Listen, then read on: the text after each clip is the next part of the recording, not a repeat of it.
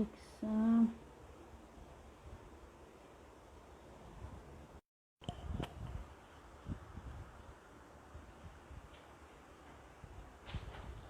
Bom, gente, boa noite.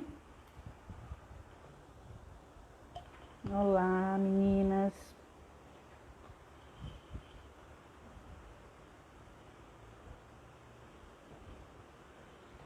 Esperar o Carlos, que é o nosso convidado da noite aqui, entrar para a gente iniciar a transmissão.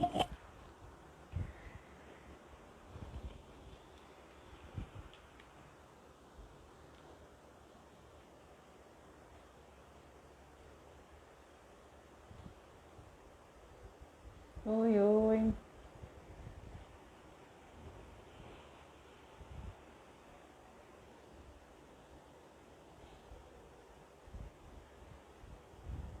Carlos já está aqui, vamos lá.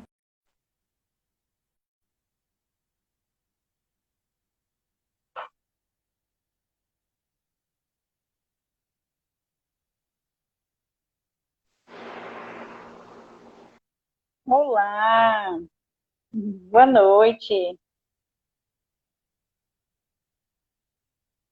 Dois segundos.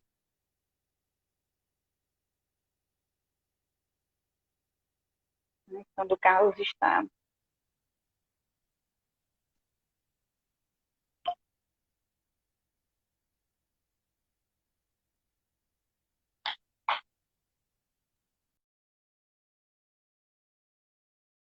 Hum, tá aí. Gente, estamos reféns da boa vontade da internet, como sempre, né?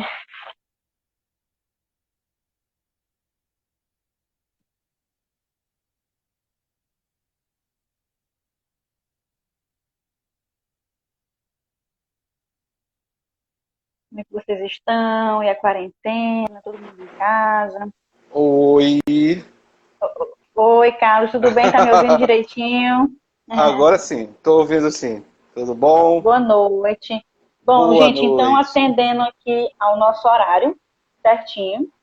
A gente vai iniciar a nossa live de hoje, né, seguindo as lives que a gente está apresentando aí, né, e alusão à conscientização, por conta da pandemia tivemos que parar nossos eventos, mas vamos continuar usando a tecnologia.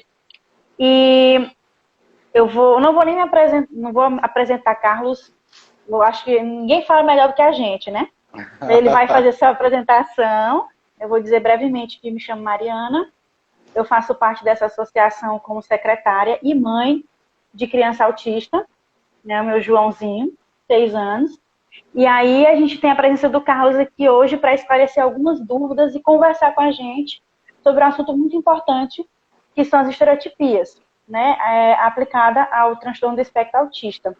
E aí ele vai trazer algumas mediações também aplicadas à musicoterapia.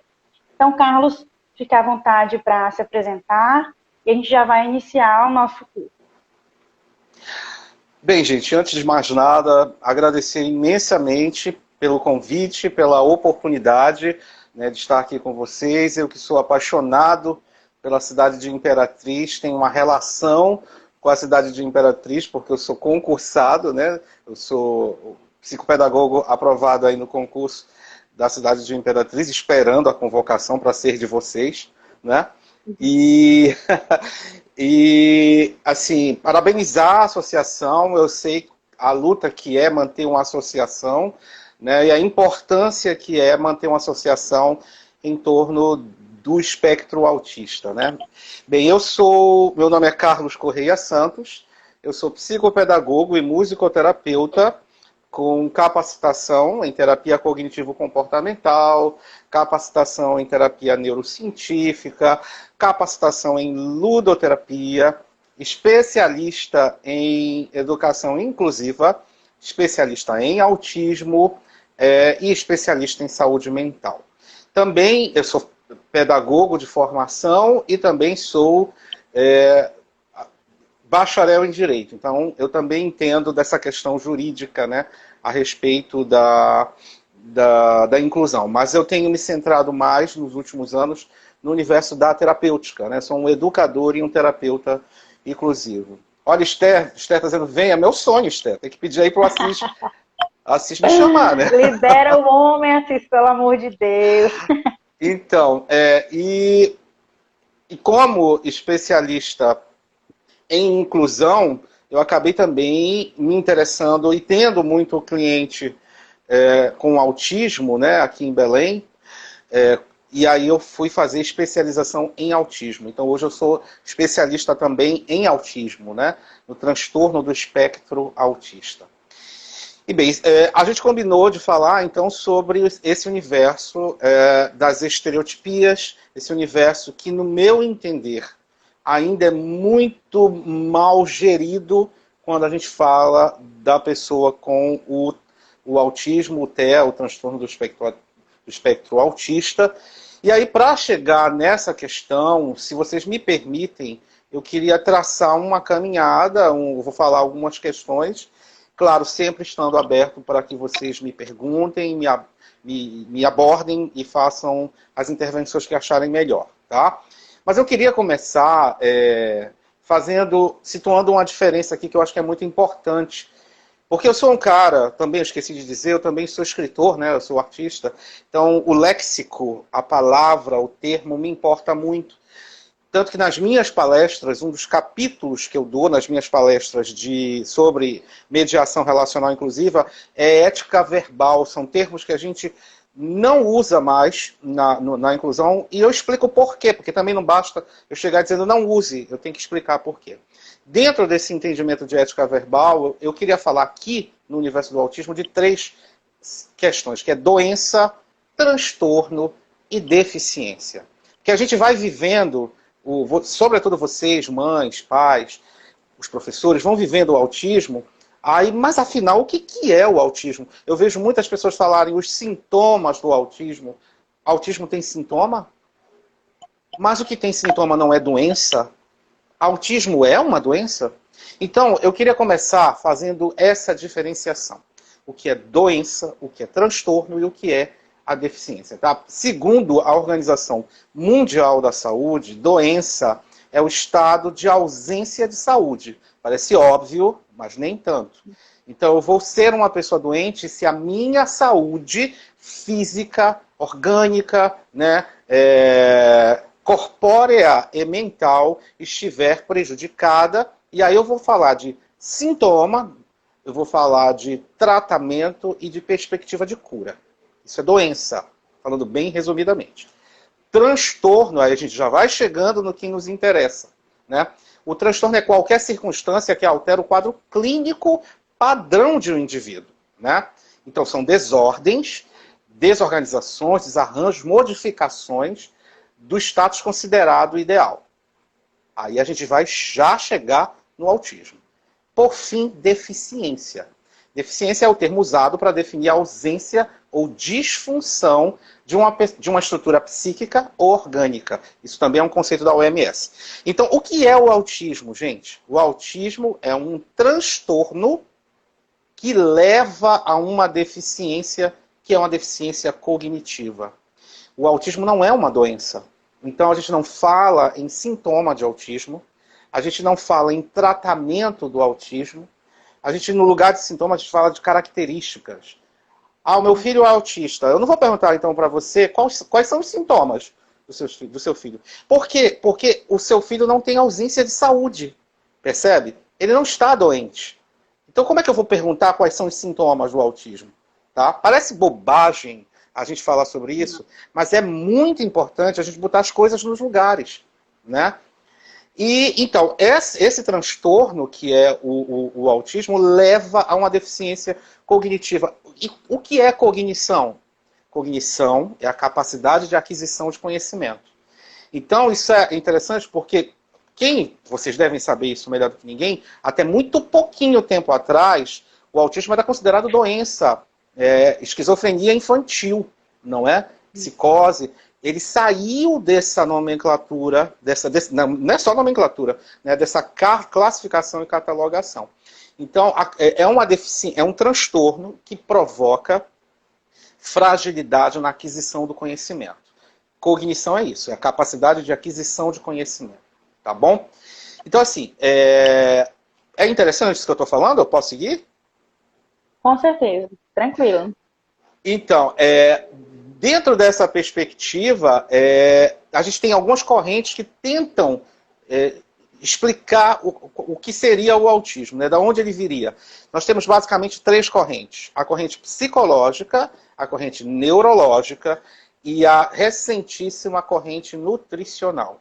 Para a corrente psicológica, se eu falei que o transtorno é uma alteração, então essa alteração no padrão psíquico-comportamental da pessoa com autismo, para a corrente psicológica, tem origem na psique, em alguma coisa do comportamento. O que não sabemos. A gente não sabe dizer o que provoca essa alteração. Para a corrente neurológica, essa alteração acontece no padrão neural, né? Ah, tá, mas que bom, que bom. Então, essa alteração acontece no padrão neural. O que provoca isso, Carlos? A corrente neurológica também não vai saber dizer. E, por fim, a corrente nutricional vai dizer, olha, as causas do autismo seriam de ordem alimentar. Teriam a ver com ingestão de algumas questões, especialmente o glúten. Vocês já ouviram falar sobre isso? O glúten seria apontado como uma... Por quê, Carlos? Também não sabemos. Então, nenhuma das três correntes nos informa a causa desse transtorno que leva a uma deficiência. Qual é o problema para mim? Eu estou fazendo esse painel para chegar na estereotipia, vocês vão entender. O problema para mim é que essas três correntes, no lugar de sentarem e dialogarem e chegarem a um consenso, elas vaidosamente querem para si a primazia de lidar com o autismo. E fica o neurologista para um lado, o psicólogo para o outro, com suas convicções, e não tem uma troca. Né? Acho que quando esse povo todo sentar, né, e conosco, os terapeutas... vai ser lindo, vai ser lindo. Vai ser outra coisa, não é?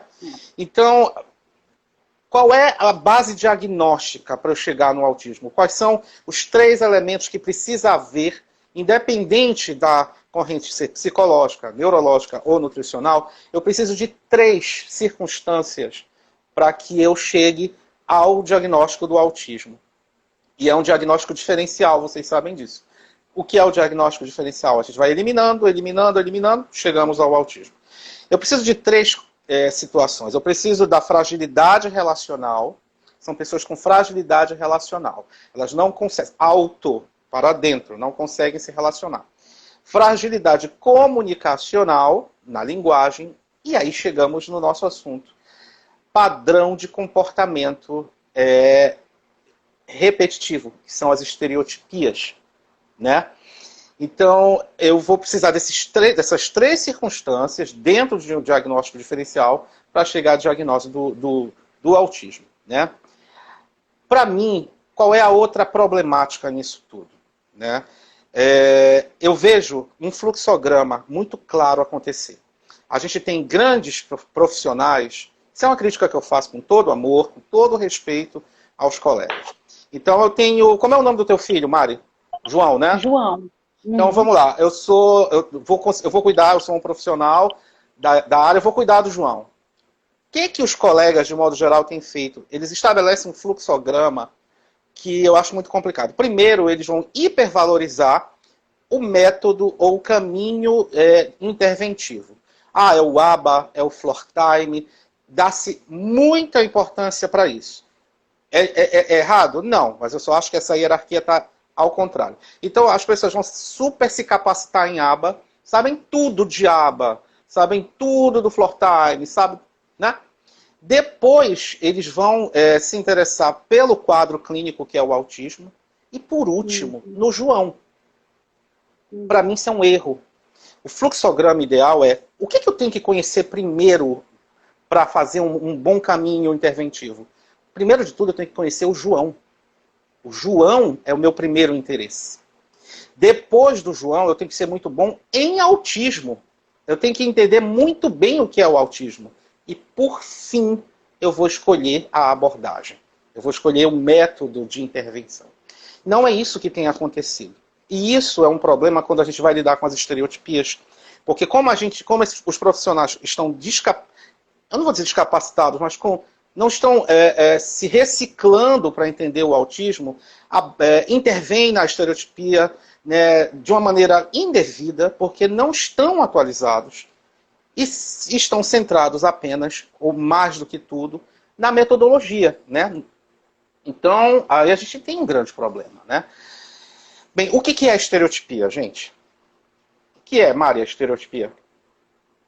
Estereotipia a gente considera como, eu vou dizer como um movimento repetitivo, aquele comportamento inadequado, digamos, que a gente estuda muito, né? Olha, essa palavra inadequado olha demais. Essa palavra que você Se você não usou. estudar, se você não saber o que você está fazendo, é considerado inadequado. Mas a gente já tem uma noção. Eu vou dizer aqui que o João teve o diagnóstico há pertinho de 3 anos, hoje ele tem 6. Então, no início, eu achava totalmente um caos, né? A estereotipia era um caos, e ela não tinha que ser barrada, tinha que ser parada, mas aí a gente vai aprendendo, né? É tudo uma questão de capacitação. Olha a palavra que instintivamente você usa. É um comportamento inadequado, né? Então, vamos lá, vamos continuar nesse caminho lexical, né? Porque eu acho bacana explicar os termos. Estereotipia, a definição de estereotipia. Estereotipias são todos os comportamentos aparentemente imotivados e repetitivos. A estereotipia não é uma exclusividade do autista, tá? Ela vai aparecer em outras circunstâncias, em outros quadros sindrômicos, como a síndrome de Williams, por exemplo, né? Então, aparentemente, tá? Para mim, quando eu comecei a lidar com a pessoa com o autismo, foi muito interessante. Rapidamente para mim veio claramente a informação de que olha, nós temos aqui o Neto Silva. Eu sou autista moderado, eu sou escritor do livro. Que massa, Neto. Você vai poder ajudar muito, né? Porque o local de fala é teu. Isso é muito legal, né? Então, e é sobre isso que eu queria falar, né? Sobre o local de fala. Durante muito tempo, e ainda hoje, a gente tem uma situação do Carlos falando sobre o autista, da Mari, e a gente não vai ouvindo o autista, né?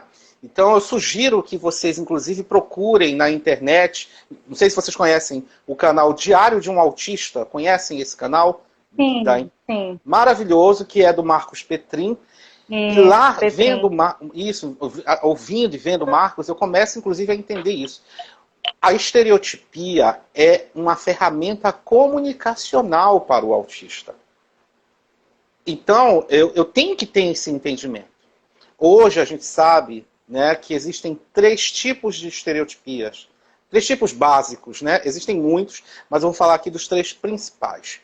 Tá? A gente tem as estereotipias de indicativo de entendimento, as estereotipias de indicativo de satisfação, prazer, e as estereotipias de indicativo de insatisfação. Então, a estereotipia vai ser um mecanismo utilizado pela pessoa com autismo, em primeira instância, para indicar entendimento. Então, por exemplo, a gente tem o flapping, que é uma estereotipia muito comum, que é esse movimento das mãos e o deslocamento do corpo. De modo geral, o flapping, de modo geral, ele é uma estereotipia de entendimento. Ou seja, você comunica algo para o autista e se ele estereotipa dessa forma, o que ele está falando? Ele está fazendo? Ele está dizendo, entendi, ok, entendi. A gente vai ter a estereotipia de satisfação, que ela está muito ligada à estereotipia de entendimento. Então, você dá alguma coisa para o autista que ele tenha prazer, ele faz algo que ele sinta prazer. Então, por exemplo, né? Aqui eu estou dando exemplos aleatórios, tá? Então, isso é uma estereotipia de satisfação. E, por fim, nós temos a estereotipia que vai nos indicar que ele está insatisfeito, que aquilo não está agradando. O Marcos Petrin, ele tem uma estereotipia muito interessante, que ele folheia livros. Ele pega o livro, ele gosta, passar das páginas, ele fica horas fazendo aquilo. Aquilo para ele é uma estereotipia de satisfação. Ela não tem função de dizer para ninguém, estou entendendo alguma coisa. Não, tem uma função de regular, de autorregular ele. A estereotipia, aí eu uso esse termo, ela é um mecanismo de autorregulação, de suma importância. Então, dito isso, como é que eu vou intervir nas estereotipias de maneira desatenta e desabilitada? Se a pessoa com autismo está estereotipando para me dizer, entendi, aí você vai lá e tira isso, para com isso. Você cria um tal status de desentendimento para ele que o leva para uma desorganização, que o leva para uma crise. Então você não pode intervir nas estereotipias de uma pessoa com autismo sem entender muito claramente sobre o que ela fala. E, aliás, a estereotipia vem desdizer, desconcertantemente, a teoria de que o autista não se comunica conosco. Porque se ele está estereotipando para te dizer entendi, se ele está estereotipando para dizer estou satisfeito ou insatisfeito, o que é isso, gente? Isso é comunicação. Só que o autista, para mim, chega no mundo para nos reconfigurar. O autista, para mim, é um ser humano que tem a missão de fazer a humanidade se reorganizar. O autista é o freio de arrumação da humanidade. Né? Porque, não é verdade? Ele vai fazer a gente parar e repensar um milhão de coisas. A sinceridade autista, a franqueza autista, desconcertante, muitas vezes, é de uma beleza em determinadas circunstâncias muito útil e importante. Então, entendendo esses três tipos de estereotipia, a gente entende que a gente não pode intervir de maneira aleatória. Ao lado... Eu estou falando muito, não? Não, tranquilo, pode seguir, maravilhoso. Tá bom. Eu falo muito. Ao lado Ótimo, das... a gente precisa. Ao lado desse manancial todo informativo das estereotipias, a gente precisa também lançar mão do que a gente chama de complementos perceptivos ligados às estereotipias. Ao fazer estereotipia, ao estereotipar, a pessoa com autismo vai usar complementos perceptivos para nos informar certas circunstâncias. Eu tenho um canal no YouTube, lá nesse canal, tempos atrás, eu postei um vídeo no qual eu falo sobre temperamento autista. Né? Nesse vídeo eu desminto esse entendimento, essa teoria de que o autista é uma pessoa fria, né? Porque durante muito tempo teve esse entendimento. O autista é frio, ele é inexpressivo, ele não tem condição, ele não expressa sentimentos. Não é isso. Ele tem uma... Aí deixa eu só te interromper, assim, da vivência, né? Não é meu local de fala, mas tem uma experiência, né? Vamos colocar assim para fazer uma reflexão. Claro. É tão forte essa fala questão é tão forte essa questão da palavra, né? Das palavras que a gente usa, do preconceito mesmo, em si. E o João é uma criança extremamente amorosa. Sim. De um jeito assim, ele como se diz, existe o hiper e o hipo, né? Ele é Sim. hipossensível, então ele tem aquela necessidade do carinho, do abraço. Ele é hipersensível. E aí, é hiper, no caso. Ou a mãe, confusa. Aí o que acontece? Muito me questionaram, o João é autista, mas essa criança, ele é tão carinhoso, mas ele é tão... Nossa, ele é tão comunicativo, ele abraça, ele pula, ele corre assim, fica perto das pessoas. Você tem certeza de que seu filho é... Será que esse diagnóstico está certo, né? Então, essa questão da percepção social, cultural que a gente tem sobre um aspecto, um transtorno, né? É muito Sim. importante que seja desmistificada. Com certeza. Diálogo. Até porque eu faço sempre questão de dizer que acima de qualquer coisa a gente está falando de seres humanos. Seres humanos com pluralidade bela de aspectos. Então, por exemplo, eu também trabalho muito com pessoas com síndrome de Down, que não é o assunto agora aqui, mas tem, por exemplo, esse lendário. A pessoa com síndrome de Down é muito amorosa. É muito amorosa. A pessoa com síndrome de Down é uma pessoa. Nós vamos encontrar os muito amorosos, os chatos, os legais, os enjoados. Vamos desromantizar, sabe? É muito importante, na inclusão, desromantizar. Porque aí, a gente, quando romantiza o tratamento com a pessoa com deficiência, a gente corre o risco de praticar a ambivalência de posições. Né? No mundo da inclusão, o que seria isso? Se eu vou para a inclusão, para as mediações inclusivas, com esse entendimento de que, olha com coitadismo, tratando a pessoa com deficiência como coitado, eu faço o seguinte, eu me coloco acima da pessoa com deficiência. Eu que sou o parâmetro do correto, estou aqui para ajudar aquele que não é. Não existe isso. Tá? Eu tenho 1 milhão de fragilidades que uma pessoa com autismo não tem e vice-versa. Né? Então, como eu estava falando, é importante, junto com o entendimento das estereotipias, entender também os complementos perceptivos que eles nos oferecem. Então, como eu estava colocando, a pessoa com autismo, ela não é uma pessoa inexpressiva. Ela só tem o modo dela de expressar as questões da sentimentalidade. Né? É um outro modo de ser sentimental. Né? E, sobretudo, o grande problema, não vou nem dizer essa palavra problema, mas a grande questão é a dificuldade que a pessoa com autismo tem de lidar com seus próprios sentimentos e de comunicar esses sentimentos. Lembra que eu falei do tripé diagnóstico? São as questões relacionais, as questões de linguagem e as questões comportamentais. Então, é nisso que está o aspecto sindrômico. Né?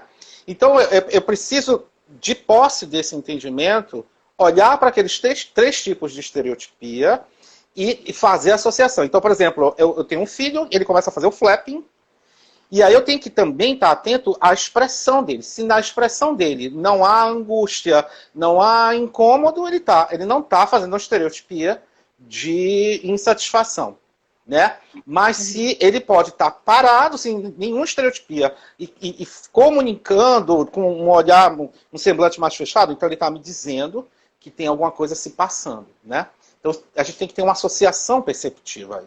Né? Então eu não posso intervir, eu não posso chegar lá e fazer o que o que o Skinner nos pedia, que é modelar esse comportamento. Quer dizer, até posso, mas não de uma forma cabal do tipo, tira essa estereotipia, porque ela não interessa para. Né? E aí é hora da gente falar um pouquinho sobre por que a gente quer tanto que o nosso filho, o nosso irmão, o nosso aluno com autismo, por que a gente insiste tanto para que ele não faça estereotipia? Qual é a razão que me leva a isso? Qual seria a razão, Mari, para que você desejasse que seu filho não fizesse estereotipia? Hoje em dia eu já não desejo, mas eu entendo, eu compreendo nessas nuances que a gente está entendendo aí, que é a comunicação, uma forma comunicativa. Mas antes do conhecimento, e acredito que quem não tenha, quer colocar a criança num padrão, a gente quer colocar a criança numa caixinha. Né? Acho que o pai e a mãe que espera que gere um filho, sonha, meu filho vai ser isso, meu filho vai ser aquilo. Então a gente vem com um padrão para uma criança, que é uma pessoa, né? Antes de filho, antes de outras coisas, e a gente quer que ele estabeleça comportamentos parecidos com as outras crianças. Acho que é esse o ponto. Ótimo. Vou pegar essa tua fala que está muito acertada. Colocar no padrão. Mas eu vou perguntar mais. Por que colocar no padrão? Por que eu tenho essa necessidade de colocar no padrão? Eu estou fazendo isso para instigar vocês, para vocês olharem para vocês e entenderem o que acontece. Eu acredito também, na minha percepção, que o diferente não é 100% para todo mundo. Então, você colocar a criança no padrão, porque ela seja igual, que ela seja unidade, né? Traz essa questão de não ser diferente, não ser estranho, não ser inadequado, de novo inadequado. Estamos chegando onde eu quero chegar. Gente, a questão toda é o olhar social. O que nos incomoda é o olhar social. O que uma mãe tenta quando ela quer que seu filho não faça estereotipia, e é preciso entender essa mãe, ela não está agindo cruelmente, ela só não quer que o seu filho seja massacrado pelo olhar social, que é muito cruel, que é muito formatado, que cunha expressões como o normal, O que é o normal, gente? Normal, semanticamente, é o que a norma dita. Me digam em que livro eu encontro uma norma que determina como deve ser um ser humano. Não existe. Na verdade, nenhum de nós é normal, graças a Deus. Não somos normais. E isso é bom, né? Então, o grande problema é buscar satisfazer o olhar social. Nesse sentido, chega a grande questão. Quem tem que mudar não é a pessoa com autismo, é o olhar social. Quem precisa se educar é a sociedade. E a gente está aqui para ajudar a sociedade. Por isso que o meu local de fala, como terapeuta, eu não tenho local de fala do autista. Eu tenho local de fala de mediador junto à sociedade. Fazendo o grande público, mãe, professor, pessoas que não tenham parente com autismo, entendam que o olhar social precisa mudar. Que o fato de uma criança estar na rua fazendo isso não transforma ela em bicho, em demônio, em nada. E o erro do julgamento é do outro. Tem uma coisa que a psicanálise, a psicologia nos ensina de maneira maravilhosa, que é: o problema não é meu, o problema é seu. Se você está olhando para o meu filho de uma maneira discriminatória, o problema não está no meu filho. O meu filho não é doente, o meu filho tem um transtorno que leva a uma deficiência. Mas talvez você seja uma pessoa doente por estar olhando ele dessa forma. Entendeu? Então, a gente precisa relaxar nesse sentido. Talvez seja a missão mais difícil para uma mãe, para um pai. Porque aí vocês me permitem contar um pouquinho da história do perfil psicológico da mãe. Vocês conhecem essa história? Não. Posso contar um pouquinho? Mãe geladeira? Mas não, conta, não. conta. Não, Deus o livre. Ah, tá. A mãe geladeira foi essa coisa terrível lá atrás. Não, não. Que tentava. Não, isso é de uma. Crueldade. Nefandade horrorosa. Nada disso. É o seguinte, vamos lá. Vocês, mulheres, eu não sei quantas mulheres estão aqui agora na live nos assistindo. Talvez seja a maioria, penso eu, não sei. Vocês, maravilhosas criaturas humanas, são as únicas que têm a primazia da gestação. Vocês são as porteiras do mundo. Né? Vocês trazem a vida para a vida. E isso é lindo, mas é um baita peso. É uma baita missão. Vocês, quando engravidam, vocês não engravidam sozinhas, mesmo que seja uma mãe solo. A gravidez é um fenômeno social. Todo mundo se interessa por essa gravidez, todo mundo opina, né? O vizinho fica... né? Todo mundo quer meter o bedelho na gravidez alheia, porque é um fenômeno social. Então você, quando engravida, você vai absorvendo todas essas circunstâncias inconscientemente do estado gestacional. E também inconscientemente você começa a desenhar uma das coisas que talvez seja a mais delicada, que é: ai meu Deus, eu estou aqui esperando um menino, uma menina, né? Que eu estou preparando um novo herói ou uma nova heroína para a sociedade. Né? Aí você começa a planejar, a viajar, a criar 1 milhão de conjecturas para aquela criança. E aí, em algum momento, vem a informação, ou durante a gravidez, ou logo após, de que aquela criança é uma criança com deficiência. Qual é o primeiro status que acontece com essa mãe? Qual é a primeira circunstância que se abate sobre essa mulher? É o luto. E não há nenhum problema em admitir isso. Não há erro em admitir isso. Não tem problema, porque você vê morrer uma série de planos, uma série de sonhos, uma série de expectativas. E você, naquele momento, é levado a acreditar que não vai ter um herói, que não vai ter uma heroína. Só que aí é que está o erro. Porque quem disse que aquela criança que nasceu sem deficiência seria realmente um herói? Será realmente uma heroína? E onde está dito que o seu filho ou sua filha com deficiência não será fundamental e importante para a humanidade, e sim será um herói ou uma heroína? Então, um bom terapeuta que acompanha uma mãe que tem um filho com deficiência precisa primeiro informar para ela que é válido, compreensível e ela deve viver esse luto. Tá? Ela precisa elaborar isso, negar será um problema. A grande circunstância é que talvez depois a mãe vai para dois caminhos que também precisam ser observados, que é ou se tornar eternamente enlutada e ser essa mãe pesada, fadada, por conta do olhar social que está oprimindo. Se olha lá, o filho dela não é como que o ser humano compete, o ser humano compara, o ser humano é cruel. Né? A gente sabe hoje que a pandemia não nos melhorou, nem vai nos melhorar. Não. Né? E aí, isso é um circunstância. A outra é virar a supermãe. Então, se houve aí alguma... A mulher acredita que falhou, inconscientemente ela incute a sensação de falha, que não é pertinente, não houve nenhuma falha. E ela decide resolver isso sendo a supermãe. Ela vai se encher. A mãe já é um bicho cheio de braços. A mãe da pessoa com deficiência tem 2 milhões de braços a mais. Mas perceba, isso é exaustivo. Você é um ser humano, você não precisa pensar assim, você não errou, o seu filho precisa viver as coisas boas e más da vida, você não precisa proteger ele cabalmente de tudo. Então, deixa ele estereotipar. Estereotipia é importante para ele. Estereotipia é a forma do teu filho conversar com você. Né? Estereotipia é a forma do teu filho te informar questões de muitas ordens.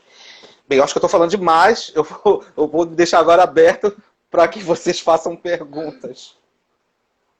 Bom, deixa eu olhar bem aqui se tem alguma. A gente não recebeu, mas eu tenho perguntas. Óbvio que vai acontecer. Então, em relação à questão da mediação, né? Então, a gente compreende, através disso, né, de todos os pontos que você trouxe, que o mediar, na verdade, não é interromper uma estereotipia ou dizer que está certo, que está errado. Então, como é que entra, no caso, você como terapeuta, professor, né, que consegue aplicar em vários momentos, como é que o terapeuta pode aproveitar essa estereotipia da criança, porque acredito que como comunicação precisa ser aproveitada. Como é que, no caso, você já fez, ou você compreende esse aspecto, Carlos? Excelente a tua pergunta, porque ela tem a ver com o que eu falei há pouco sobre o erro do fluxograma.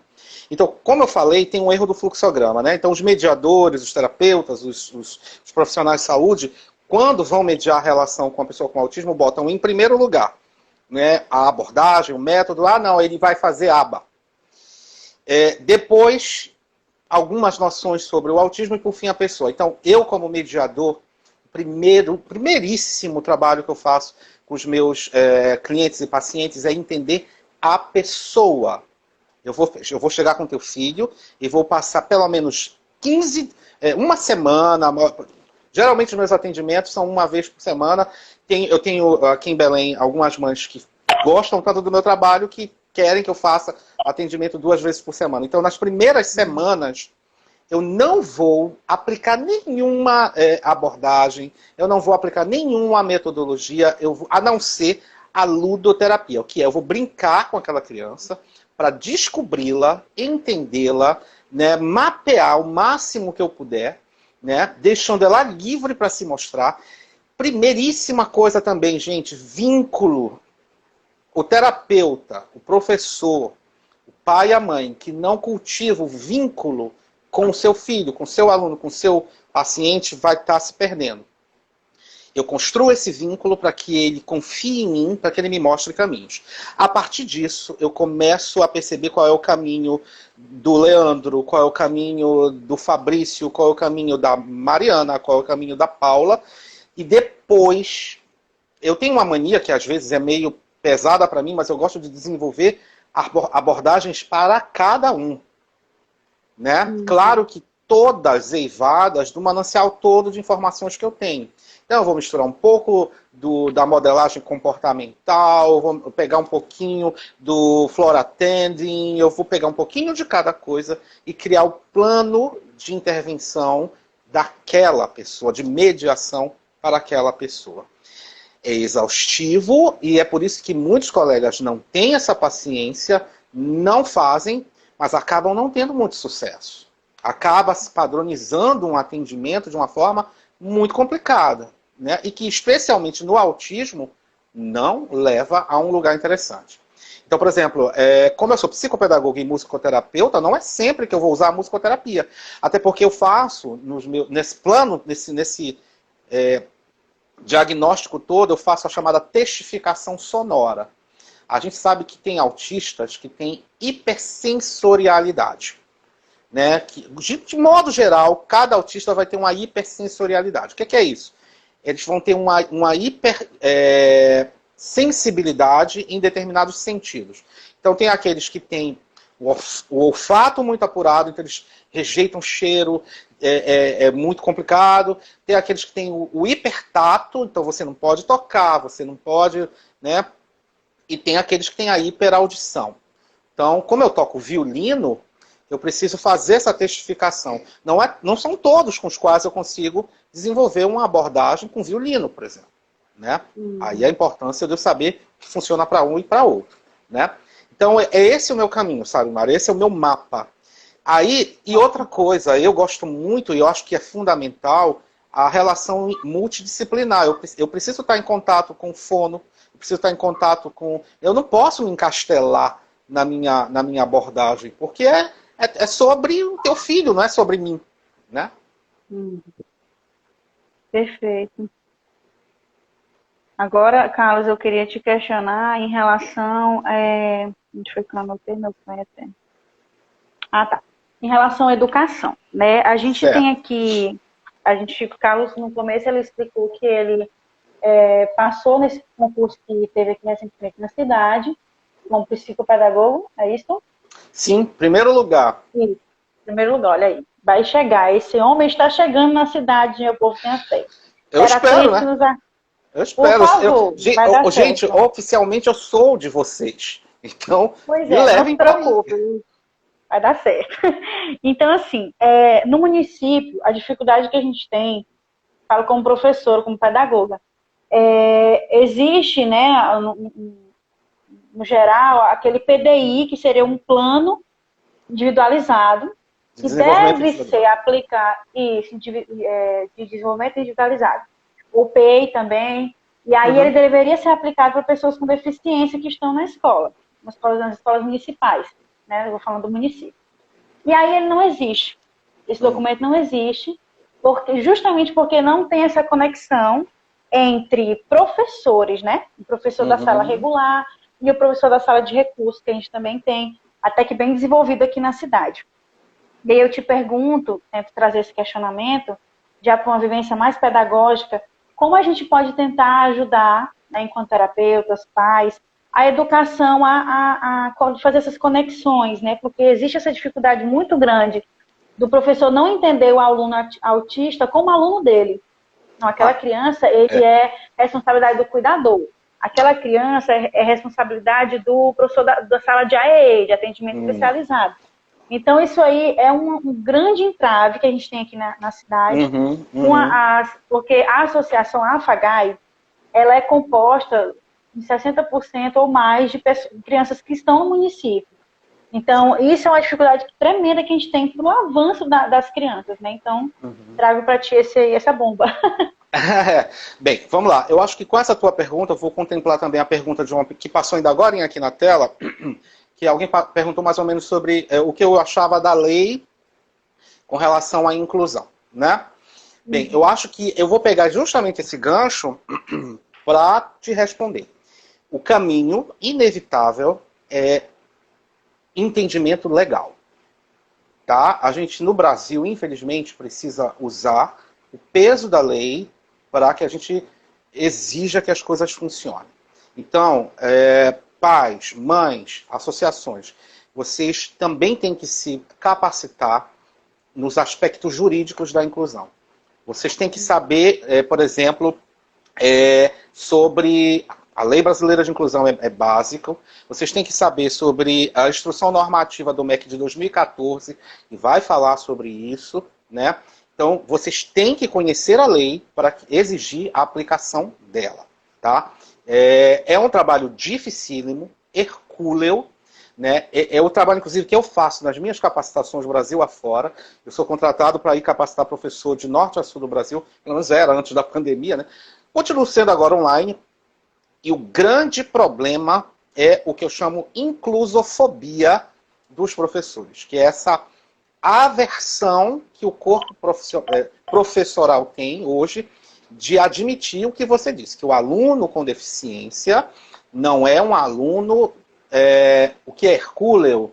Hercúleo é um trabalho de Hércules, é um trabalho muito difícil, é um trabalho muito pesado, tá?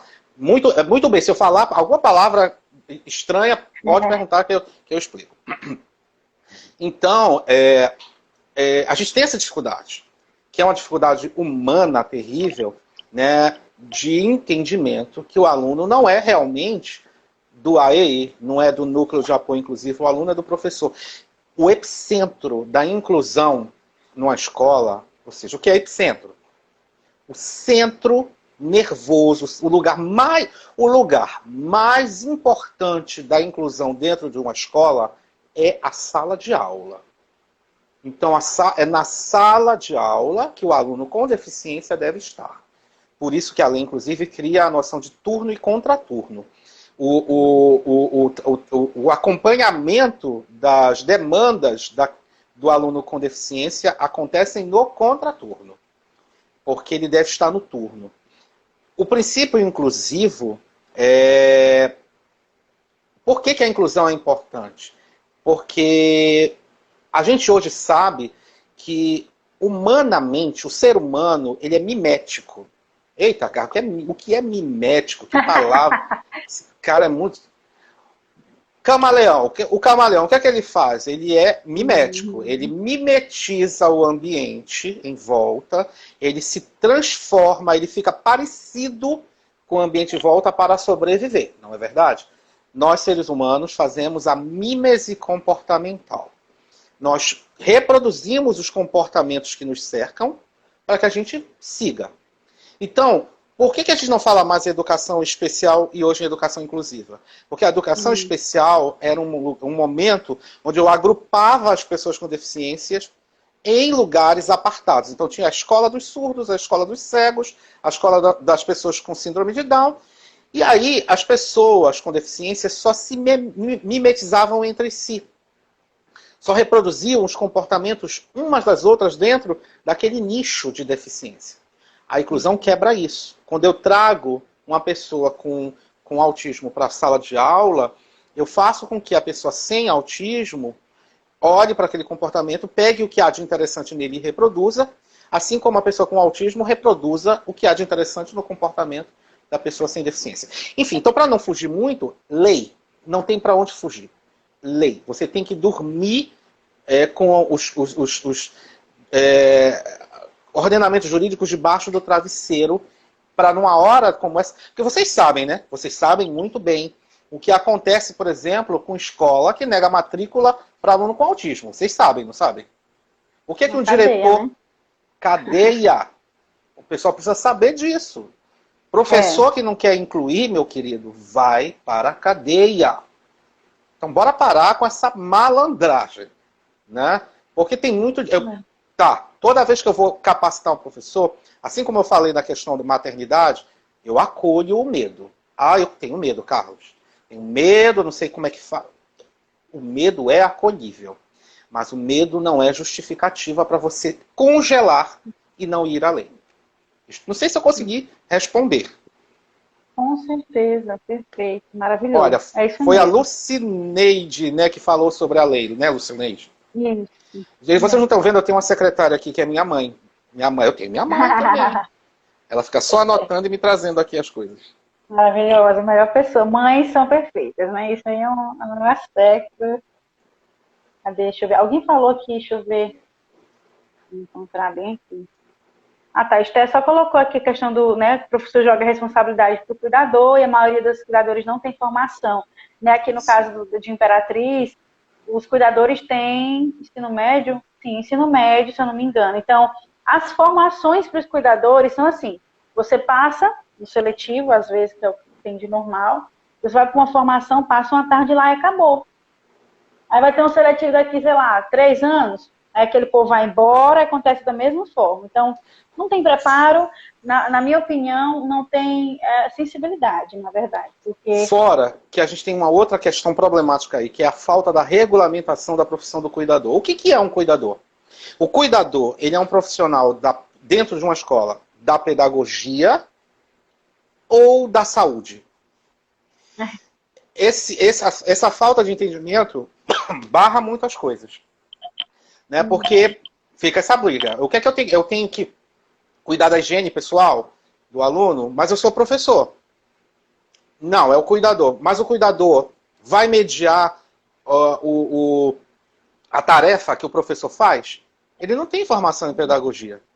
Então, essa coisa tem que ser organizada.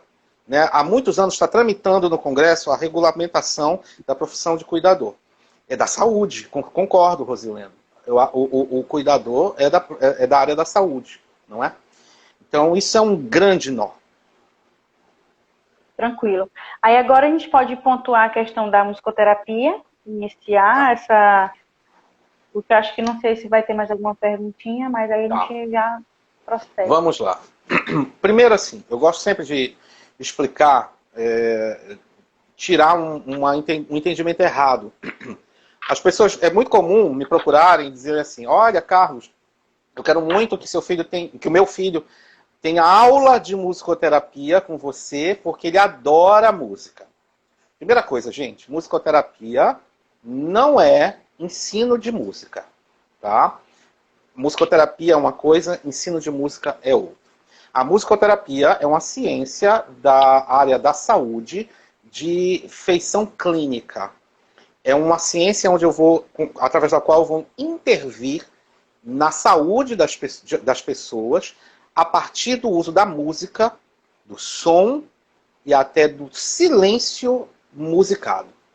Silêncio musicado? Eu não vou entrar nessa questão, que a live não é sobre musicoterapia especificamente. Dentro do universo do TEA, a musicoterapia tem aplicações maravilhosas, importantíssimas, como, por exemplo, o trabalho de regência musicoterapêutica, né? Que é um trabalho muito bonito, que eu aplico já há muito tempo, que tem muitos resultados com pacientes autistas. Então, vou dar um exemplo aqui bem rudimentar para vocês entenderem como funciona. Então, vamos lá. Eu tenho uma criança autista, grau 2, grau 3. Ela não verbaliza, ela não se comunica, ela não demonstra nenhum interesse relacional, socializante. Ela tem uma grande fragilidade na socialização. O que é que eu vou fazer com ela? Né? Então, eu vou, numa primeira sessão de regência musicoterapêutica, eu vou botar ela... primeiro, eu fiz uma anamnese. Vocês entendem a anamnese? A anamnese é uma investigação sobre enfim, uma investigação sobre a vida daquela criança e tal. Descubro coisas das quais ela gosta, coisas das quais ela não gosta.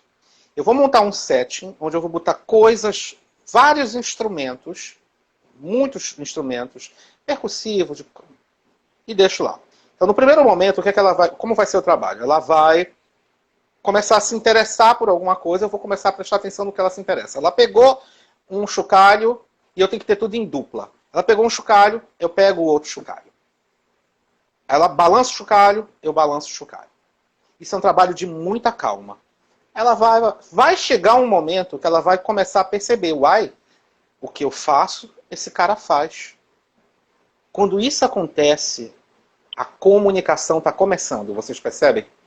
Ela começou a se importar com aquele outro que está no set, a partir daqueles estímulos musicais. Então ela faz, eu faço, ela faz, eu faço. Ela bate, eu bato. Ela vai começar a me testar. Ela vai começar a ver se realmente ela está influindo sobre mim. Então, no primeiro momento, ela começa a me reger. E eu me deixo ser regido por ela. Né? Mais na frente, eu vou dar um novo passo. Eu vou começar a tomar a iniciativa. Eu vou pegar o chocalho e vou chocalhar. Para ver se ela vai começar a se deixar reger por mim. E nisso, ela entra em confluência comigo. ela está se comunicando. Vocês vejam que eu não estou aqui me importando se ela toca bem, se ela toca mal, se ela escolheu violão, se ela escolheu... Para mim, o instrumental é apenas uma ferramenta de intervenção clínica, né? E eu, no caso das estereotipias, se eu tenho uma estereotipia de indicativo... tá, isso é importante que eu não falei. Quando eu devo intervir nas estereotipias? A gente deve intervir nas estereotipias em dois momentos, sobretudo. Se a estereotipia é autoflagelante ou alterflagelante. Se ao estereotipar ele se machuca ou ele machuca alguém, aí chegou a hora de intervir na estereotipia. E sempre essa intervenção vai ser substitutiva. Eu não posso propor a tirada de uma estereotipia. Eu tenho que trocá-la. Eu vou propor outra estereotipia para que ele substitua aquela. Porque ele precisa da estereotipia para se comunicar.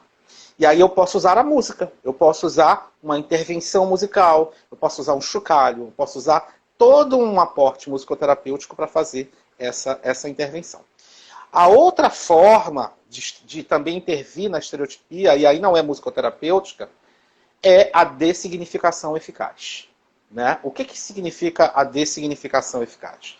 Então, por exemplo, tem muita professora, vocês mulheres têm cabelos maravilhosos, lindos, eu sou carequinha, eu não tenho isso, tenho barba. É muito comum relatos de mãe, Bem, para contar essa questão, eu vou contar uma história que aconteceu comigo. E aí eu vou chegar na dessignificação eficaz. Eu estou lá fazendo um estágio, eu não estava nem atuando como musicoterapeuta, estava estagiando dentro de um colégio, e tinha uma moça que acompanhava, que era a cuidadora de um menino com autismo, e ele teve uma desorganização, ele teve uma crise. E ela tinha uns cabelos muito longos, e ele foi lá, joft, no cabelo dela e pá, puxou. E aí quando ele fazia isso, ela gritava, socorro, para. E eu olhando para aquilo, e eu disse, você me permite dar uma dica para você? Faça a dessignificação eficaz. Eu disse, o que é isso, Carlos? Me olhou como se eu fosse um bruxo que eu estivesse propondo alguma mandinga. Nada disso. Por mais que seja doloroso, quando ele agarrar o teu cabelo e puxar, dessignifica.